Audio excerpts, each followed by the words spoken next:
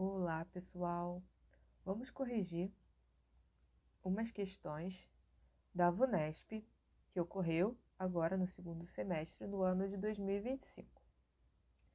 Analise a figura que ilustre uma cadeia alimentar. Em uma cadeia alimentar, cada integrante desempenha um papel que está relacionado com os demais níveis tróficos. Em relação aos papéis ecológicos desempenhados pelos integrantes dessa cadeia, afirma-se que a planta é um organismo heterótrofo, produtor de matéria orgânica. Qual o erro dessa opção? Falar que as plantas são organismos heterótrofos.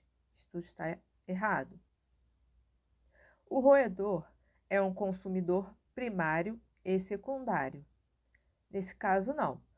O roedor é um consumidor primário e está na segunda posição do nível trófico. Então, essa também está errada. A serpente é predadora do roedor e da ave. Nesse caso aqui, também essa está errada, porque ela não é predadora da ave, ela apenas do roedor. A ave é consumidora terciária e está no quarto nível trófico. A nossa resposta é essa. Por quê? 1, 2, 3. Consumidor terciário. Nível trófico. 1, 2, 3, 4. Quarto nível trófico. Os consumidores atuam como recicladores de matéria orgânica e de energia. Não são os consumidores que fazem isso, são os decompositores.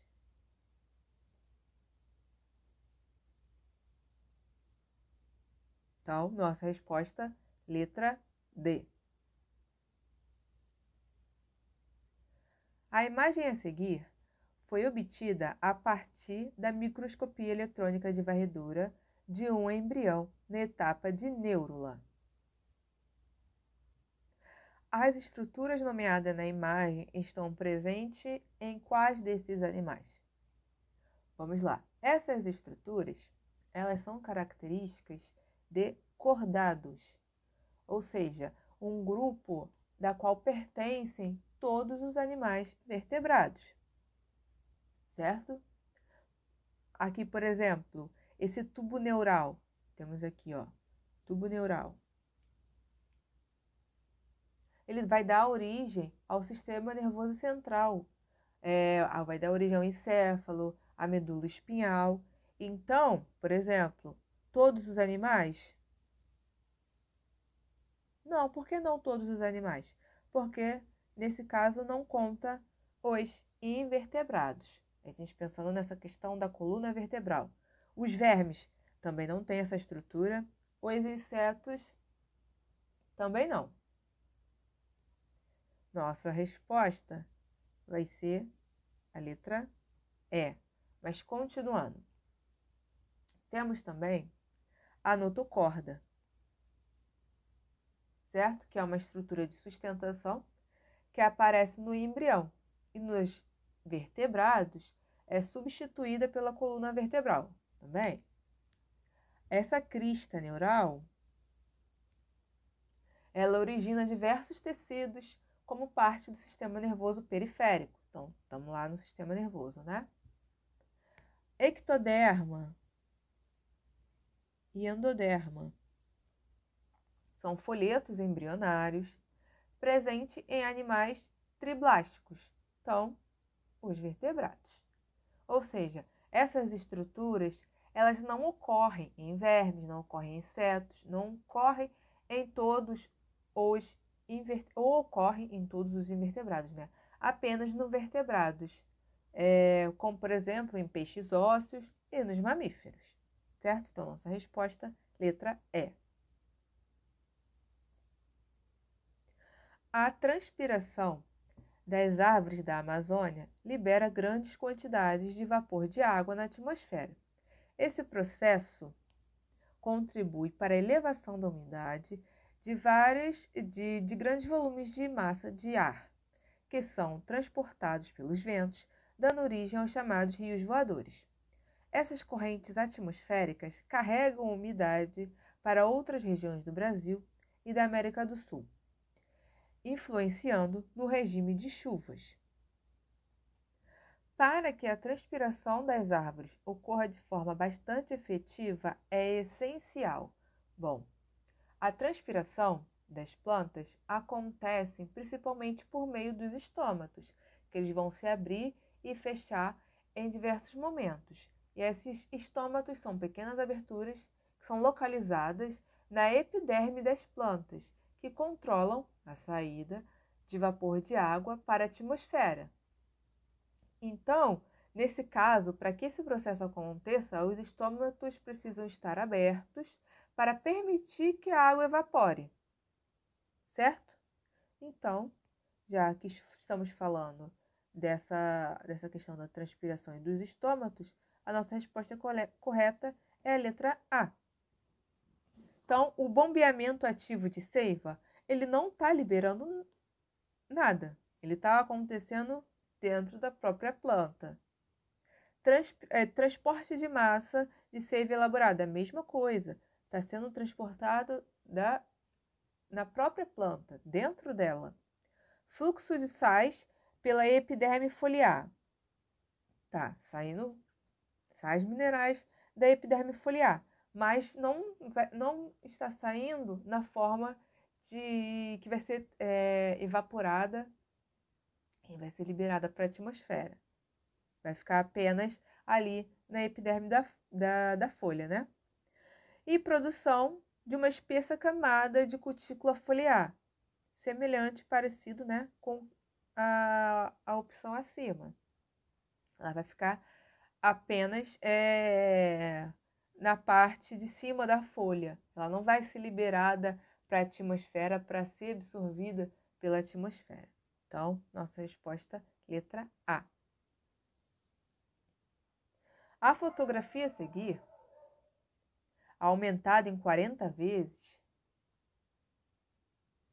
mostra um ovo da Ascaris lombrigoide, que é um verme que causa a ascaridíase. A ascaridíase é uma infecção por nematóides, ou seja, são por vermes, as chamadas lombrigas. E ela é uma infecção muito comum, que aparece em cerca de 500 milhões de pessoas em todo o mundo, contribuindo para a desnutrição em áreas com mais condições sanitárias. Cerca de 2.000 a 10.000 pessoas morrem todos os anos de ascaridíase. Uma medida preventiva para a ascaridíase Então, como acontece a transmissão dessa infecção? Ela vai acontecer pela ingestão de ovos do parasita. Isso aqui são ovinhos que a gente observa de forma aumentada no microscópio, que podem estar presentes, esses ovos vão estar presentes em água ou em alimentos contaminados com fezes humana. As crianças são super vulneráveis, principalmente ao brincar em solos contaminados e levar a mão à boca. Então, aqui, por exemplo, está falando usar calçados quando em solos úmidos. A transmissão não acontece pelos pés. Sim? Acontece, por exemplo, pelo consumo de alimento, com as mãos sujas. Então, nesse caso aqui, temos opções de resposta melhor, que no caso é a letra B, higienizar as frutas e verduras, né? Então, seria eliminar esse ovo, né, desse organismo. Cozinhar as carnes por longo tempo? Não. Não é uma medida eficaz. Receber vacina específica, não tem vacina para as cáries. E combater o mosquito transmissor. Ela não é transmitida pelo mosquito. Então, a opção mais correta é higienizar as frutas e verduras. Letra B. 2 porquinhos da Índia de pelagem marrom foram cruzadas entre si e geraram 3 filhotes, dos quais 2 tinham pelagem marrom e um deles pelagem totalmente branca. O heredograma a seguir indica o cruzamento e os filhotes gerados. Então, temos 2 indivíduos aqui. 2 indivíduos aqui que foram cruzados e geraram esses 3 filhotes aqui embaixo. Considerando que a pelagem dos porquinhos da Índia seja condicionados por um par de alelos autossômicos, BB, Bzão, Bzão, Bzão, Bzinho, ou Bzinho, Bzinho, afirma-se que. Então, vamos, como a gente vê que essa característica apresenta nos indivíduos abaixo, vamos botar que eles sejam indivíduos heterozigotos. Então, Bzão, Bzinho, certo? Se a gente colocar na nossa tabelinha, se a gente fizer uma tabelinha com essas informações, a gente vai descobrir essa característica dos filhotes. Então, temos Bzão, Bzão, Bzão, Bzinho, Bzão, Bzinho, Bzinho, Bzinho. Certo? Não vai, nesse caso, poder ser Bzão, Bzão, porque ele está vindo de seres com essa combinação heterozigota, não homozigota. Então, a gente poderia, nesse caso aqui, descartar essa possibilidade. Nesse caso aqui, a gente vai dizer que eles são Bzão, Bzinho.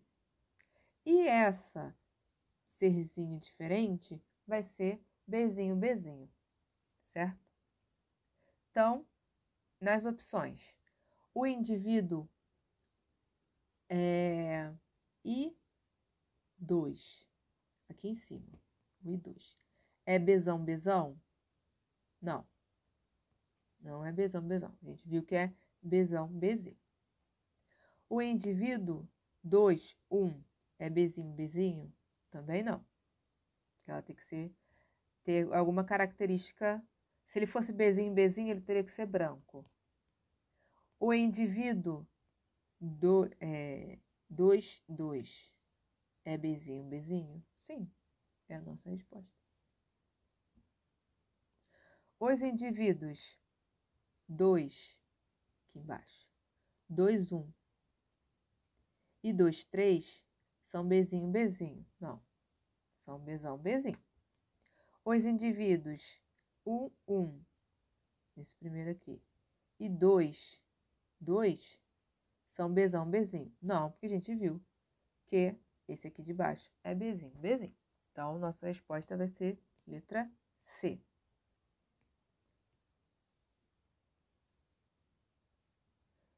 Então, calma aí, vamos mais uma para finalizar. O estudo da evolução por meio da comparação de características anatômicas e genéticas permite a construção de relações evolutivas entre as espécies, conforme mostra a ilustração a seguir. A formação de novas espécies a partir de um ancestral em comum a todas elas é denominada, então aqui, formação de novas espécies a partir de um ancestral em comum. A convergência evolutiva é um processo que ocorre quando espécies diferentes, entre espécies diferentes, sem um ancestral comum recente, desenvolvendo características semelhantes. Então, eles vão ter sim semelhanças, mas não vêm de um ancestral comum recente. Então, não pode ser essa opção. A origem polifilética, ela significa que as espécies surgem a partir de ancestrais diferentes. Então, essa já não conta. A seleção artificial é quando o ser humano escolhe uma característica que deve ser mantida e reproduzida. Então, não. A hibridação reprodutiva, ela vai envolver o cruzamento entre indivíduos de espécies diferentes, que em alguns casos podem gerar descendentes híbridos, como é o caso do burro, que nasce pelo cruzamento do jumento e da égua. Então, ela não vai ter uma relação direta com o surgimento de várias espécies a partir de um ancestral comum. Então, essa também não é a nossa opção. A nossa opção vai ser a chamada irradiação adaptativa, que ela vai ocorrer quando um ancestral dá origem a várias espécies que se adaptam a diferentes nichos ecológicos, como, por exemplo, esse clássico dos tentilhões de Darwin, da ilha de Galápagos. Todos vieram de um ancestral em comum, mas evoluíram de formas distintas conforme o alimento e o ambiente em que estavam. Então é isso, pessoal. Espero que tenham gostado. Se quiserem continuar tendo mais conteúdos como esse, siga a gente nas nossas redes sociais. É isso, um abraço.